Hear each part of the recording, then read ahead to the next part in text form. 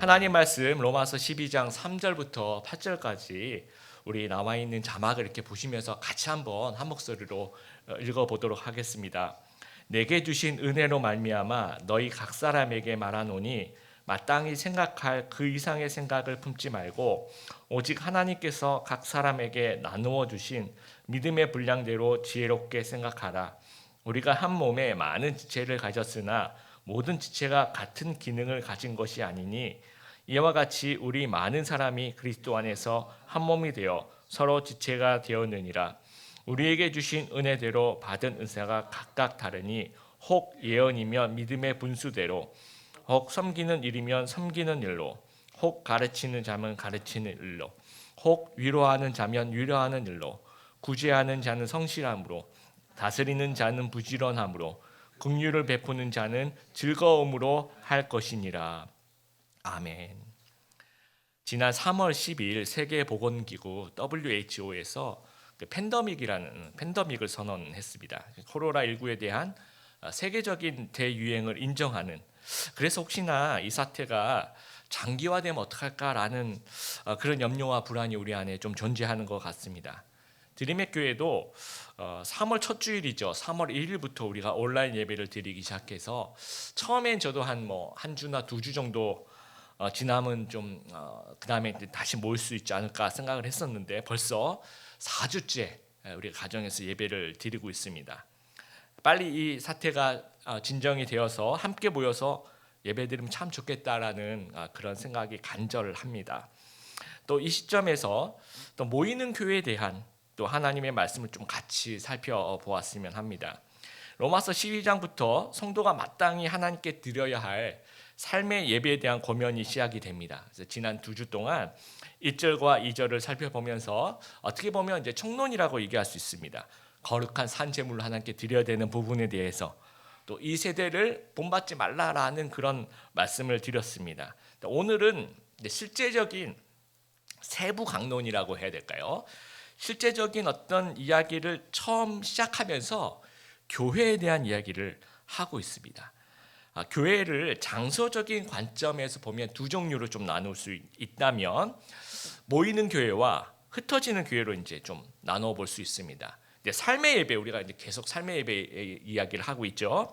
이 삶의 예배는 이 모이는 교회와 흩어지는 예배 둘 중에 어느 쪽일까요? 그러니까 삶의 예배, 삶의 현장으로 흩어져야 되는 거니까 흩어지는 교회 쪽의 이야기들이 강해요. 그런데 이 세부 강론을 스타트를 하면서 먼저 모이는 교회에 대한 권면을 이제 시작하고 있는 겁니다. 그러니까 왜 흩어지는 교회로서의 그 삶의 예배를 말하면서 먼저 모이는 교회에 대한 그런 권면으로 시작할까요? 모이는 교회는 어떤 역할을 하며 어떤 모습으로 역할을 또 감당해야 되는 것인지, 또 모이는 교회가 가지고 있는 중요성은 어떤 것인지 좀 말씀을 나눠 보았으면 좋겠습니다. 첫 번째, 모이는 교회는 다양한 기능을 활용해서 협력하며 도와야 한다라는 겁니다. 우리 3절에 보면, 이 하반절에 보시면 믿음의 분량이라는 말이 나옵니다. 근데 이게 좀 오해할 수 있는 이 단어인데요. 믿음의 분량, 그러니까 우리가 뭐 큰 믿음이 있고 뭐 작은 믿음이 있고, 그리고 분량에 따라서 행동하라고 하니까 그 분수에 맞게 행동을 하라는 그 말 자체가 뭔가 좀 오해를 일으킬 수 있습니다. 근데 여기서 말하는 이 믿음은 우리가 예수님 믿고 구원 얻는 그 믿음을 얘기하는 것이 아닙니다. 여기서 말하는 이 믿음은 교회에서 은사와 재능을 활용하는 그 신념으로서의 그 믿음을 얘기하는 거예요. 그래서 믿음의 분량이라고 얘기하는 이 어떤 단어를 사도 바울은 에베소서 4장의 비슷한 맥락에서 지체의 분량, 이 지체란 말은 멤버라는 말이죠. 멤버의 분량이라는 말을 좀 사용하고 있고, 여러분 4절에 보시면 모든 지체가 같은 기능을 가진 것이 아니다라고 얘기할 때 이 믿음의 분량은 기능이다라고 얘기해도 똑같은 뜻이 통하는 그런 말입니다. 그리고 6절에는 이 말을 은사 또는 선물이라고 이제 표현하고 있습니다. 다르게 얘기하면 하나님께서 우리에게 어떤 재능을 선물로 주셨다라는 거예요. 근데 이걸 이제 은사라고도 얘기하기도 하고 기능이다라고 얘기하기도 하고, 또 뭐 믿음의 분량이라고 이제 사도 바울은 이 구절에서 얘기를 하고 있습니다. 그래서 이 은사는 사람마다 다른 기능을 갖고 있는데 이걸 좀 잘 활용하라는 그런 이야기를 하고 있어요. 그럼 어떤 것이 은사인가 두 가지 접근을 좀 해볼 수 있는데, 첫 번째는 우리가 좀 타고난 재능이 은사로 활용될 수가 있습니다. 예를 들어서 내가 뭐 다른 사람 잘 도와준다든지 좀 타고난 그런 재능, 탤런트라고 할 수 있죠. 또 잘 가르친다든지 아니면 노래를 잘한다든지 좀 꼼꼼해서 행정적인 처리를 잘한다든지 이런 것들이 교회에서 사용되면 이것을 은사라고 얘기를 합니다. 또 원래는 없던 것인데 예수 믿고 갑자기 생겨난 그런 것들도 있습니다. 뭐 갑자기 방언을 하게 된다든지 아니면 다른 사람이 방언하는 걸 좀 통역을 하게 된다든지 아니면 뭐 병을 고치는 또는 뭐 영을 분별하는 뭐 이런 것들은 없었던 것인데 예수님 믿고 이제 어떤 사람에게는 또 선물로 주신 이런 부분도 있다라는 거예요. 그래서 어떤 일을 교회에서 활용하게 되면 그것이 은사라고 이야기한다라는 겁니다. 근데 은사의 중요한 특징이 뭐냐면 우리 6절에 이렇게 보면 우리에게 주신 은혜대로 받은 은사가 각각 다르니라고 이야기를 하고 있습니다. 저마다 조금씩 각각 다르다는 얘기예요. 다양하다는 얘기입니다. 그래서 6절부터 8절까지 한 7개 정도가 나와요. 첫 번째는 예언하는 은사인데 이 예언한 은사는 오늘날에 우리가 이걸 참 조심해서 해석을 해야 되는데 오늘날은 이제 하나님의 말씀을 해석해서 선포하는 것을 이제 예언이라고 이야기를 합니다. 그럼 이걸 이제 우리가 이제 늘 오늘날 쓰는 말로 보면 설교라고 얘기해도 그렇게 크게 다르지 않다라는 겁니다. 근데 뭐 점쟁이식, 뭐 미래 예측을 하는 걸로 예언을 생각하면 좀 곤란해요. 뭐 갑자기 뭐 누가 기도를 해줬는데 뭐 신학교 가라 그러든지 뭐 누구랑 결혼을 해라 그러든지 아니면 이런 사업을 시작하라든지 뭐 이런 것으로 생각하면 좀 곤란하다라는 겁니다. 백배 양보를 해서 혹시나 뭐 미래 예언이 존재한다 가정하더라도 여러분 구약의 선지자로서 그 예언을 하는 거랑 신약의 예언 응사는 완전히 달라요. 구약의 선지자로서의 얘기는 하나님 말씀 그대로 받아서 전달하는 거기 때문에 이거는 틀리지 않습니다. 틀리면 거짓 선지자가 되는 거예요. 그런데 이 신약의 그 은사는 부족해요. 미성숙함을 포함하고 있습니다. 그래서 틀릴 수가 있다는 거예요. 뭐 가르침의 은사를 갖고 있는 사람이 잘못 가르칠 수도 있는 거고요. 섬김의 은사를 갖고 있는 사람이 좀 잘 못 섬길 수도 있는 겁니다. 그래서 이 예언의 은사를 혹시나 이거를 이제 조금 미래 예언이라고 해석하시는 소수의 분들이 계시다고 할지라도 이거 얼마든지 이거는 틀릴 수 있다라는 거. 그래서 이 예언의 은사를 우리가 하나님의 말씀을 좀 해석해서 선포하는 것으로 우리가 이해한다라는 겁니다. 섬기는 일이라고 되어 있는데 이거는 헬라어로 보면 디아코니아 이거는 봉사한다는 얘기인데요. 여기서 디아코노스라는 집사라는 이제 그런 직분이 나오게 됩니다. 또 가르치는 일 오늘날의 뭐 교사, 리더, 말씀 사역자, 목사님 이렇게 되겠죠. 위로하는 거, 격려하고 권면하는 거, 그다음에 구제하는 거 이제 나누어 주는 거죠. 다스림 이건 지도하는 뭐 지도자에 대한 이야기고요. 7절에 일곱 번째 긍휼 이거는 자선을 베푸는 것입니다. 그래서 그러면 7개밖에 없습니까? 라고 생각할 수 있는데 사도 바울이 고린도전서 12장에 보면 은사를 얘기하면서 이제 분류를 어떻게 하느냐에 따라서 다르겠지만 최소한 10개 이상을 얘기하고 있어요. 그리고 에베소서 4장은 또 사도 바울이 또 은사에 대해서 얘기하면서 5개 정도밖에 얘기를 하고 있지 않습니다. 또 베드로전서 4장에 보면 2개 정도밖에 언급을 안 해요. 이게 그러면 만약에 은사라는 것이 딱 한정돼 있다. 그럼 10개가 만약에 한정돼 있다. 그러면 어디서나 10개씩을 얘기해야 되는데 어디서는 뭐 훨씬 더 많이 얘기하다 어디서는 좀 적게 얘기하는 걸 봤을 때 은사는 너무 많아서 너무 다양해서 사도 바울이 몇 가지만 예를 든 거예요. 그래서 교회 상황에 따라서 시대에 따라서 이게 10개가 될 수도 있고 뭐 100개가 될 수도 있고 더 많아질 수도 있다라고 저는 생각합니다. 그래서 은사의 이 많은 그 다양성이 활용되면서 서로 협력할 때 모이는 교회가 도움을 입을 수 있어요. 다양한 은사를 주신 것은 다양한 방면으로 협력하라는 그런 뜻입니다. 바다 거북이 이제 산란을 하게 되면 보통 알이 500에서 1000개 정도를 낳아요. 그러면 이제 이 구덩이를 이렇게 밤에 이제 해변으로 이렇게 올라와서 거북이가 구덩이를 이렇게 파죠. 거기다가 이제 보통 한 구덩이 한 100개 정도를 알을 낳고 이렇게 모래 이렇게 덮어두죠.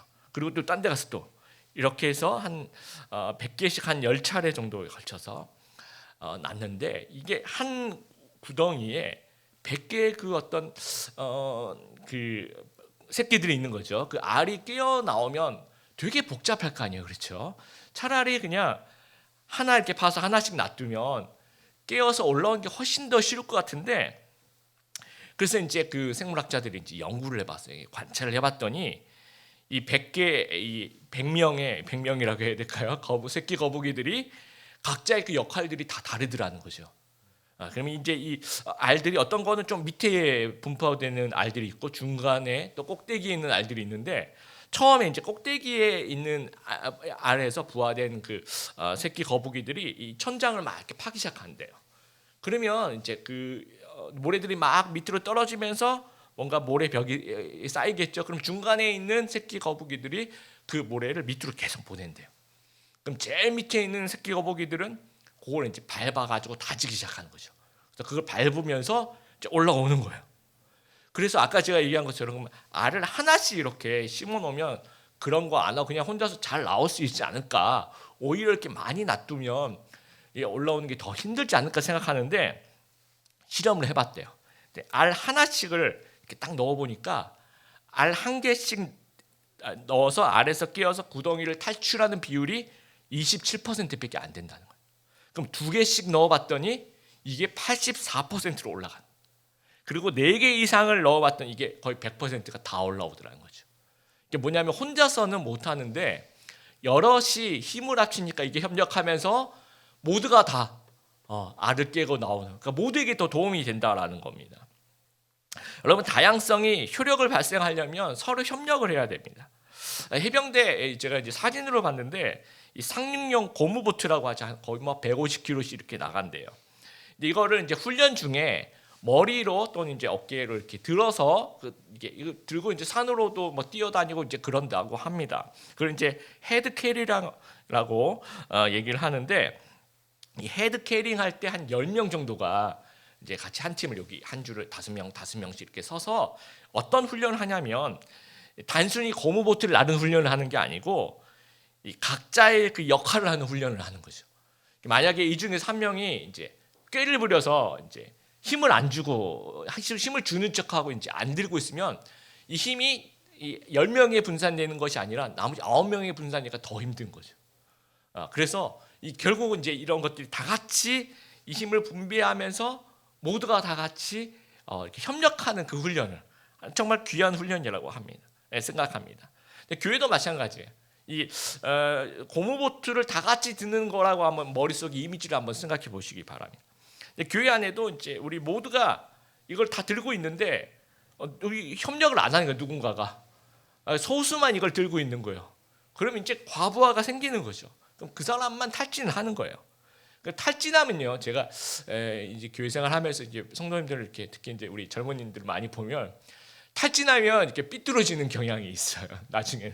그래서 지나치게 뭐든지 지나치면 안 될 거예요. 지나치게 탈진하신 분들은 그 다음 어딘가 교회를 가시면 안 해요. 아예 안 합니다.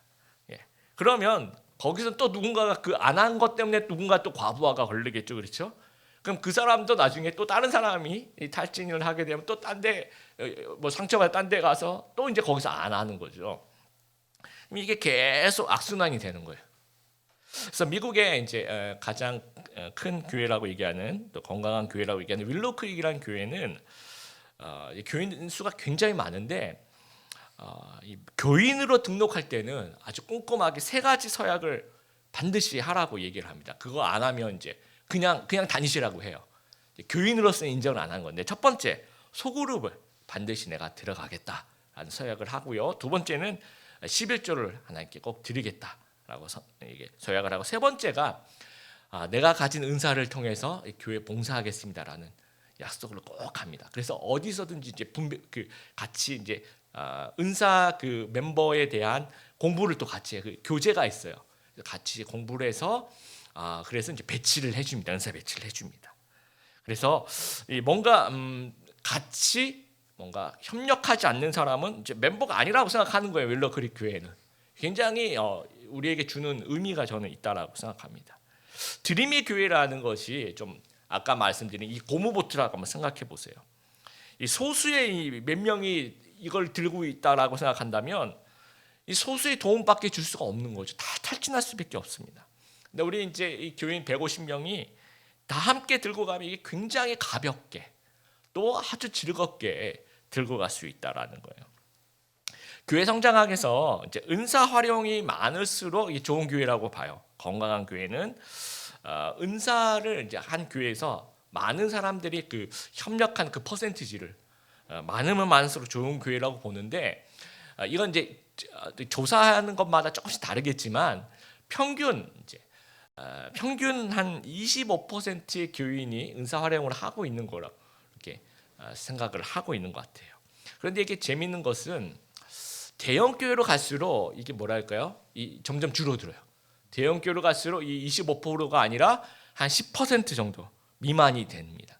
왜냐하면 다 그런 건 아니겠지만 아무래도 이제 대형 교회로 수평 이동을 하시는 분들이 이제 좀 시설과 또 건물과 어떤 그런 평판을 가지고 그런 마음으로 가시는 분들의 비율이 많고, 은사의 다양성으로 가서 내가 정말 섬기겠다고 하여튼 그런 비율이 적기 때문에 아마 일어나는 것 같아요. 그러니까 이 대한민국 하면 세계 교회사를 볼 때 세계에서 대형 교회가 제일 많은 나라 대한민국입니다. 그런데 모든 대한민국의 문제는 거의 다 대형 교회에 모여 있어요. 건강하지 않다라는 겁니다.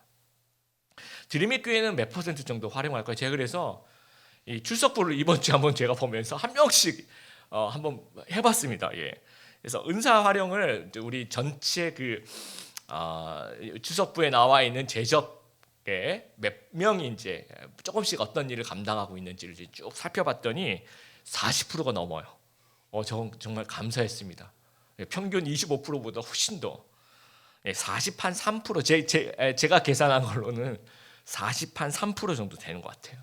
근데 제가 바라는 것은 한 80%까지는 가야 된다. 나머지 20%는 이제 새로 오신 새신자를 위한 몫이라고 본다면 80% 제가 이제 지금 저희가 현재 참 많은 일들을 좀 하고 있어요. 교사로도 섬기시고 또 이제 공동체 리더로서 섬기고 찬양팀으로 섬기고 악기로도 섬기고 또 영상을 또 촬영하고 또 영상을 또 편집하고 또 음향으로 섬기고 또 성가대로도 섬기고 또 이제 이런 이 뒤에 배경 같은 게 디자인해 주시는 것들을 섬기고 또 우리 설교 영상 설교 전에 영상 나오죠. 이것도 일주일 동안 저까지 4명이 이렇게 팀이 있어요. 이걸 찾는 팀이 있습니다.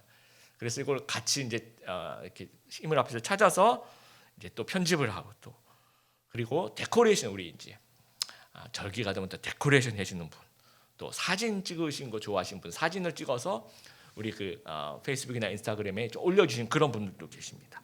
또 커피 봉사 하시는 분도 있고요. 또 저는 이게 우리 교회에서는 은사라고 생각하는데 새벽 예배에 이렇게 새벽 일찍 일어나는 다른 교회는 모르겠지만 우리 교회는 이게 은사다. 그래서 이게 소수의 몇 분이 계십니다. 이게 새벽 일찍 일어나서 새벽 예배를 지켜 그분들 때문에 지금 저희 교회 새벽 예배가 명맥을 유지하고 있지는 않는가 이렇게 생각을 해요. 그리고 각 행정팀들이 있죠, 그렇죠? 그런데 이제 이분들 제가 이제 한 명 한 명 이렇게 보니까 중복해서 섬기는 분들이 너무 많은 거예요.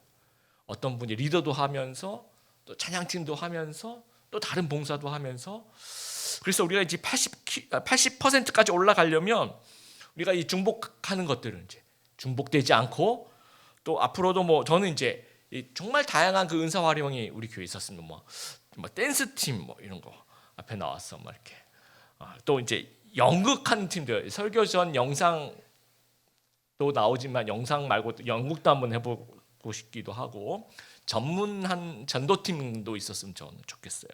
그리고 중보기도 팀 이건 정말 해보고 싶은데 이거는 우리가 예배가 시작되어서 1부, 2부 예배가 끝날 때까지 이 팀들이 20분 단위, 30분 단위 돌아가면서 릴레이로 계속해서 기도해 주시는 거예요. 또 이제 성도들 기도 제목 계속 받아서 계속 그래서 이게 교회 단위는 아니지만 미국에 이제 어느 센터에 가면 24시간 이 기도 체인이 계속 돌아가는 그런 센터도 있습니다. 그리고 이 출판물을 이렇게 교정해 주시는 또 새신자 정착하는 팀들 창의적으로 굉장히 많이 있을 수 있습니다. 그래서 지금 우리가 모이기 좀 힘들지만 좀 온라인에서 할 수 있는 것부터 좀 우리가 좀 해봤으면 좋겠습니다. 두 번째로 모이는 교회는 한 몸의 통일성을 위해 사랑으로 성숙하게 세워져야 한다라는 거예요. 아까 첫 번째 저희가 이제 은사의 다양성을 말씀을 드렸다면 지금 이제 은사의 통일성을 제가 좀 말씀을 드리고 싶어요. 은사를 주신 목적, 이 다양성을 주신 목적이 몸된 교회, 주님의 몸된 교회를 세워가기 위해서입니다. 그래서 에베소서 4장 16절 우리 자막 보시면서 같이 한번 우리 쉬운 성경을 읽어보도록 하겠습니다. 온몸이 그리스도께 붙어 있으니 각 지체가 서로 도와주어 각자 맡은 일을 잘 해내도록 하십시오. 그러면 온몸이 건강하게 성장하여 사랑 안에서 더욱 튼튼히 서게 될 것입니다. 이 사랑 안에서 더욱 튼튼히 서게 된다라는 말씀. 그러니까 튼튼히 세워지려면 사랑 안에서, 이 사랑이란 말이 정말 중요합니다. 그러니까 은사의 통일성이 있어서 결국 이 은사의 활용은 몸된 교회를 세우는 것인데 사랑 안에서 세워야지 이게 세워지는 거예요. 그리고 우리가 한 몸이라는 얘기, 이런 말이 4절에도 우리가 한 몸이라는, 또 5절에도 많은 사람이 그리스도 안에서 한 몸이 되어, 한 몸이라는 말을 계속 강조하지만 이 3절에 보면 지혜롭게라는 말이 나옵니다. 믿음의 분량대로 지혜롭게 생각해라. 이 지혜라는 말이 이제 이 냉철한 판단, 이 쉬운 성경 그렇게 번역을 했어요. 또 균형 잡힌 판단을 이야기를 합니다. 그래서 한 몸 의식을 위해서 아까 사랑 안에서 세워야 된다 그랬죠. 오늘 저희 본문에서는 지혜롭게, 그러니까 이 사랑과 지혜가 이 한 몸 의식을 위해서, 이 한 몸 되는 교회를 세워나가기 위해서 굉장히 필요한 요소라는 거예요. 그래서 은사 활용을 할 때 이 지혜와 사랑이 있고 없고에 따라서, 지혜와 사랑이 있으면 이게 세워지는 도구가 될 수 있어요. 그런데 지혜와 사랑이 없으면 이거는 이 무너뜨리는 칼이 될 수 있다라는 겁니다. 우리가 이제 성격적인 면에 있어서도 어떤 분들은 굉장히 꼼꼼하신 분들이 있죠. 또 치밀하신 분들. 이것도 저는 굉장히 좋은 재능을 또 은사 활용할 수 있다라고 생각하는데, 제가 서울에서 이제 어느 그 교회 부목사를 할 때 교회 이런 장로님이 아주 꼼꼼하고 치밀한 어떤 장로님이 계셨는데, 이분이 본인이 가지신 그 재능, 꼼꼼하고 치밀한 성격을 가지고 두 가지를 하셨는데, 하나는 감시고 하나는 간섭을 끊임없이 하셨어요. 근데 이게 칼이더라고요. 보니까 이거는 저는 은사는 아니라고 생각하고, 똑같이 꼼꼼하고 치밀한 성격의 장로님이 제가 시카고에 있을 때 계셨는데, 이제 그때는 제가 이제 전도사, 이제 파트 전도사 할 때 토요일 날 이제 교회에 와서 이제 주보를 제가 이제 그때 이제 제작을 하는 거죠. 근데 이분이 가끔씩 이제 토요일 날 오세요. 토요일 날 이제 제가 주보 만들 때 오셔가지고 도와주세요. 어떻게 도와주시냐? 이분이 이 주보 오탁에 대한 교정하는 거는 세계 최강. 꼼꼼하니까. 그러면서 이제 도와주신 거죠. 혹시나 이렇게 오타가 생기지 않도록 저에게 이제 비법을 전수해 주시는데, 그 30cm 자가 있죠. 요거를 이제 이분 말씀으로는 모든 그 한 줄 한 줄을 대고 읽으면 이게 눈에 보인다는 거예요. 그냥 이렇게 보면 안 보인다는 거죠. 한번 대고 한 줄, 그 밑에 대고 한 줄, 그거를 꼼꼼히 다 하시더라고요. 그러니까 이제 저도 이제 원래 성격이 한 꼼꼼한데 저보다 훨씬 더 꼼꼼하신 장로님이 그냥 오셔서 도와주세요. 그랬더니 와, 그 주보의 퀄리티가 저 그냥 제 기준입니다. 제가 만들었으니까 아주 뭐 훌륭한, 제 기준으로 아주 뭐 정말 저희들이 할 수 있는 최선의 그런 행정 서비스라고 해야 될까요? 그렇게 섬겼던 교회랍니다. 이런 어떤 모습으로 섬기는 거는, 이거는 뭐죠? 칼이 아니죠. 이거는 진짜 몸을 세우는 그러한 모습이 될 수 있다라는 겁니다. 또 우리 주위에 이제 말의 은사를 가지신 분들이 있어요. 막 폭풍수다, 뭐 한번 이 전파력 엄청나신 분, 뭐 그런 분들이 이제 이거를 잘못 사용하면 이게 칼이 되는 거, 막 전화해서 집사님 이 얘기 들어봤어? 이러면서 이제 뭐 험담하고 막 흉보 가짜 뉴스 막 퍼뜨리고, 집사님만 알고 계셔. 그러면서 이렇게 이러면 이제 교회는 이제 이 칼이 되는 거죠. 그런데 하나님께서 이렇게 언어의 능력을 주신 이유는 섬기라고 주신 거죠, 그렇죠? 그럼 이것을 가지고 위로하는 일에 사용하고, 권면하는 일에 사용하고, 또 격려하는 일에 사용하면 정말 이게 그리스도의 몸을 이렇게 세워갈 수 있다라는 겁니다. 또 지혜와 사랑이 없으면요, 우리에게 주신 은사가 요만큼인데 요거 더 엉뚱한 대로 이렇게 한 단계 더 나아가게 되는 거예요. 우리 3절에 각 사람에게 말하노니 마땅히 생각할 그 이상의 생각을 품지 말고라고 얘기하는데 이게 이제 그런 말씀입니다. 그러니까 은사를 활용하게 되는데 내가 활용할 수 있는 그렇게만 활용하면 되는데 뭔가 한 단계 더 나가요. 그러니까 그냥 섬기면 되는데 평가를 해요. 또 섬기면 되는데 내가 섬긴 거 가지고 자랑을 해요. 또 내가 섬긴 거 가지고 그냥 그걸로 끝나야 되는데 이제 보상을 바라기도 하고, 또 내가 나만 섬기는 것 같은 느낌이 들면서 시험을 들기도 한다라는 거죠.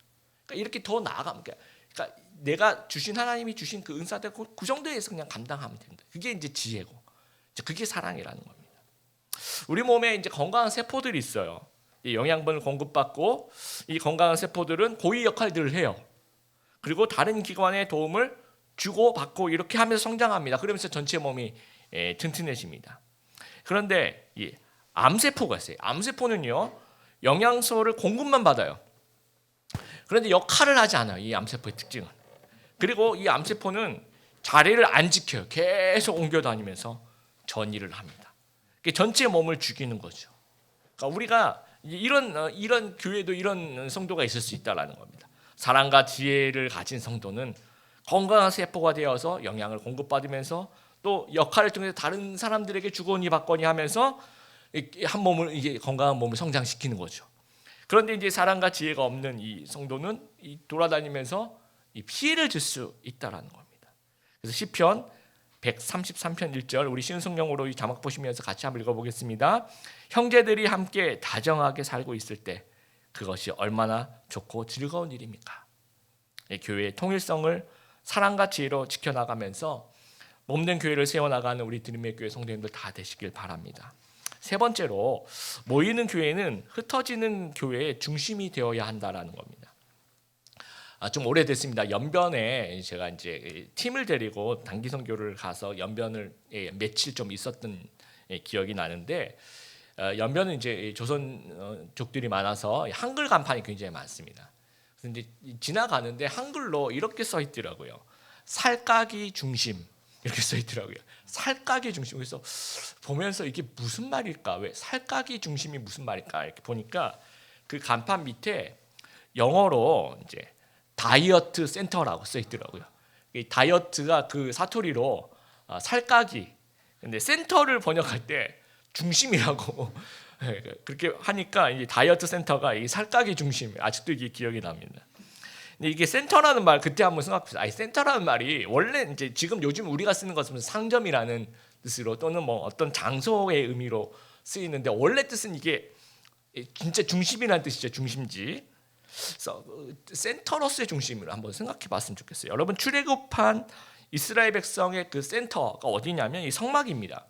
이스라엘 백성이 막 행진을 하죠, 그렇죠? 구름 기둥이 이제 움직이면 행진을 하잖아요. 근데 구름 기둥이 딱 멈췄으면 이제 행진을 스톱을 하죠. 그러면 야영을 시작하는데 그냥 야영을 하는 게 아니에요. 제일 먼저 누가 자리를 잡냐면 제사장들이 성막을 딱 자리를 잡아요. 성막을 펼칠 자리를. 그럼 그 이제 제사장과 레위인들이 그 거기를 중심으로 성막을 이제 펼칩니다. 그 성막을 중심으로 동쪽에 또 서쪽에 북쪽에 남쪽에 세 지파씩 그 야영 치는 그 장소가 다 정해졌어요. 민수기에 보면. 그래서 세 지파 또 세 지파 또 세 지파 세 지파가 삥 둘러싸서 진지를 구축을 합니다. 그리고 난 다음에 또 행진하면 또 순서대로 행진하다가 또 스탑하면 제일 먼저 또 성막이 제일 중심에 있어요. 그리고 그 주위에 이제 이스라엘 백성이 성막을 바라보면서 진을 치는 거예요.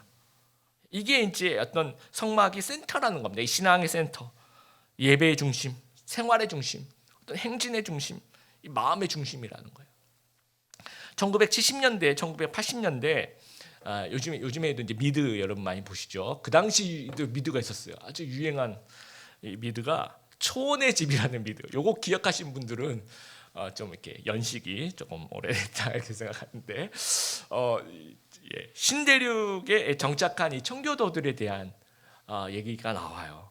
되게 재밌게 봤던 기억이 나는데, 이 정착지 이 청교도들이 신앙의 자유 때문에 이제 왔는데 어느 마을에 이제 정착을 하잖아요. 그러면 제일 먼저 뭐 하냐면 통나무를 베어와서 중앙에 이제 예배당을 먼저 만드는 거예요. 거기가 센터가 되는 겁니다. 그럼 주중에 여기서는 학교가 돼요.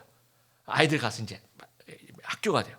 또 마을 회관이 되고 주민센터가 되고 이 교회를 중심으로 이제 예배도 드리고 생활을 하게 된다라는 거예요. 그래서 이 모이는 교회가 중요한 이유는 이 흩어지는 교회, 삶의 예배의 중심이 될 수 있다라는 겁니다. 그래서 이 모이는 교회가 어떤 출발점이 되는 거예요. 다음 주에도 또 다시 돌아오는 홈으로서의 그런 장소가 될 수 있고 또 새 힘을 얻어서 다시 출발하는 그런 중심지의 역할을 이 모이는 교회가 감당할 수 있다라는 겁니다.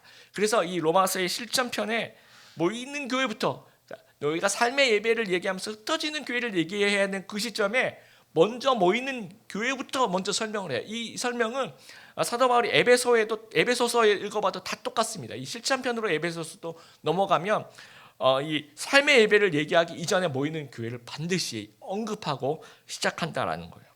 그리고 한 가지 여러분 좀 생각해야 될 부분이 이 사도 바울이 모이는 교회에 대한 고민을 하면서 예배에 대한 언급이 없어요. 이상하지 않습니까? 뭐 예배 잘 드려라. 뭐 주일 성수해야 돼. 물론 주일 성수해야 되죠. 이제 근데 그런 언급 자체 좀 할 만도 하잖아요. 근데 그 언급 자체가 없는 이유는 생각해 보세요. 여러분 의식으로서의 그 예배가 있죠, 그렇죠? 그리고 여기는 은사활용이라는 것이 있으면 이 둘 중에 어떤 것이 큰 개념이에요? 다시 이제 말씀드릴게요. 의식으로서의 그 우리가 주일날 와서 예배드리고 이렇게 메시지에 모여서 예배드리고 그런 부분이 있죠, 그렇죠? 그리고 여기는 은사활용이라는 것이 있다면 이 두 가지 개념 중에서 어떤 개념이 더 큰 개념이에요? 은사활용이 더 큰 개념이에요. 이 은사활용 안에 이 예배가 다 포함되니까 은사활용 안에 예배도 포함되고 훈련도 포함되고 섬김도 포함되고 봉사도 포함되고 양육도 포함되고 전도도 포함되고 행정도 포함되고 보살핌도 포함되고 위로도 포함되고 구제도 포함되고 모든 신앙생활이 다 포함되는 겁니다. 이게 더 큰 개념이라는 거죠. 그러니까 이 은사 활용만 잘 이해하면 이 예배도 저절로 이게 같이 활용이 되는 거니까 같이 얘기할 수 있다라는 의미에서 이거 예배를 언급을 안 한 거라고 저는 생각해요. 우리가 지금 온라인 예배를 드리고 있는데 예배도 정말 은혜롭게 많이 잘 드린다는 이제 이야기를 좀 많이 듣습니다. 근데 그렇지만 뭔가 좀 이 4주째 이렇게 드리니까 뭔가 좀 이렇게 빠진 것 같고 뭔가 좀 허전해요. 이게 저는 은사의 그 다양성과 통일성의 기능이 아무래도 약해질 수밖에 없으니까 그래서 드는 마음이 아닌가 이렇게 생각합니다. 우리가 예배 참석하고 개인의 경건의 생활을 하는 것이 신앙생활 아주 중요한 요소이지만 이게 다가 아닐 수 있다라는 거죠. 그러니까 삶의 예배에 있어서 모이는 교회가 중요한 이유가 이 모이는 교회만이 주는 어떤 고유한 기능, 은사를 활용하고 서로 도와주고 또 건강하게 서로 성장할 수 있는 그러면서 삶의 예배가 가능하게 하고 세상에 영향을 끼치는 그렇게 파송하는 그런 교회로서의 역할이 상당히 중요하다라는 겁니다. 좋은 교회에 대한 그런 오해들이 있는 것 같아요. 우리가 이제 좋은 교회다 그러면 막 착한 성도들이 많이 있고 막 성숙한 교인들이 많이 있고 막 나한테도 너무 잘해주고 서로 막 잘해주고 이렇게 좋은 교회를 생각하면요 어떤 오해가 생기냐면 또 이런 분들은 이런 교회를 또 찾아 헤매시는 분들도 계십니다. 그런데 이런 교회가 좋은 교회다라고 생각하면 내가 가는 교회마다 실망할 수 있어요. 처음에 가면 되게 좋아 보여요. 근데 좀 시간 지나가면 이게 안 좋은 부분이 막 보이기 시작하는 거예요. 거기 또 실망해요. 또 딴 데 가요. 처음엔 좋아 보여요. 근데 시간 지나면 또 실망할 수밖에 없습니다. 그래서 정말 그러니까 그분 생각할 때 그런 좋은 사람들이 모이는 교회가 좋은 교회라면 그런 교회를 만들려면 어떻게 해야 되냐면 일단 시험을 쳐야 돼요. 교회 들어올 때. 그럼 면접을 봐야 되고 또 이제 뭐라 그럴까요? 하여튼 최고를 뽑은 그 중에서 이제 이 최고를 뽑으면 되는 거죠. 그런데 그렇게 뽑아서 만약 그런 교회를 만들었다 그러면 우리는 거기 못 들어갈 수도 있어요. 면접에서 떨어질 수 있다고요. 그리고 혹시나 내가 들어가더라도 내가 들어가면 그쪽 그 좋은 그 물을 흐릴 수도 있어요. 예. 근데 하나님이 우리를 시험 쳐서 구원해 주신 게 아니에요. 면접을 봐서 너 괜찮네? 그래서 우리에게 은혜를 주신 게 아니라 그냥 말 그대로 은혜인 거죠. 이 죄 있는 죄인들을 은혜로 사랑해 주시는 거죠. 그래서 불러 모은 것이 이제 교회라는 겁니다. 그래서 거듭나서 새 생명이 탄생된다 그러죠. 이게 베이비라는 거, 베이비. 그러니까 우리는 이 교회라는 것은 태생 자체가 이제 미성숙하다라는 겁니다. 그러니까 맛있는 과일도 처음에는 이제 작은 봉우리부터 시작을 하는 거예요. 그래서 우리가 이제 이 교회를 또 은사를 활용하는 이런 모든 개념을 생각할 때 이 완벽의 개념, 이렇게 펄펙의 그러니까 완벽의 개념으로 생각하면 안 되고 이 작은 봉우리부터 시작해서 점점 커져서 익어가는 과일, 이게 머추어하다라고 얘기하죠.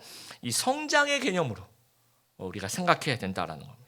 그래서 성도들의 그 미숙함이 사랑으로 연합되면 이게 보완이 되는 거예요. 같이 성숙해지는 겁니다. 처음에 저희가 이 녹화할 때 너무 많이 오지 말고 인도자 한 명하고 싱어 한 명만 와라 그랬더니 한 6, 7명이 이렇게 많이 와요. 그래서 야, 되게 의리를 서로 의리 때문에 그런가 이렇게 생각했는데 한번 물어봤더니 그게 아니래요. 그게 아니라 이렇게 너무 소수가 오면 소리가 너무 이렇게 드러나서 부담이 되어서 6, 7명 같이 이렇게 해야지 이렇게 서로 감춰지고 그렇다고 합니다. 그래서 전에 성가대에서 누가 그런 말씀을 하신 것 같아요. 한 명씩 독창한다 그러면 못할 것 같아요. 한 명씩 나와서 독창하라 그러면. 근데 다 같이 모여서 이렇게 소리를 하나로 이렇게 모으니까 그럴싸한 소리가 아주 훌륭한 소리가 나오는 것 같아요. 이 교회가 이런 모습이라는 거죠. 뭔가 미성숙한 사람들과 부족한 사람은 모이지만 아까 말한 그 80% 제가 희망하는 그 은사 활용 안으로 들어오기만 한다면 그 안에서 서로 섬기면서 서로 뭉치면서 한 사람이 할 수 없는 일들을 할 수 있다라는 거예요.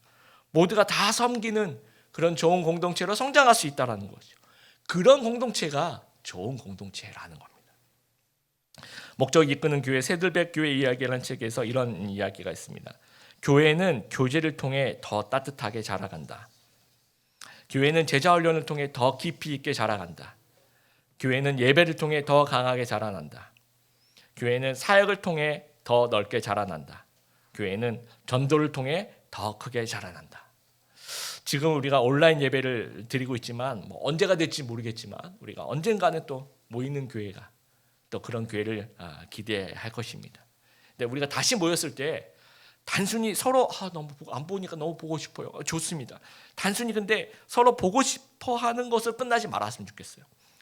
다시 모이게 될 때를 기대하면서 은사의 다양성과 통일성이 극대화되기를 우리가 좀 기대했으면 좋겠어요. 근데 다시 모이게 되면 내가 더 우리 주님의 몸된 교회를 위해서 내가 더 열심히 섬기겠다는 그런 마음을 우리 다시 모이게 될 날들을 좀 기대했으면 좋겠습니다.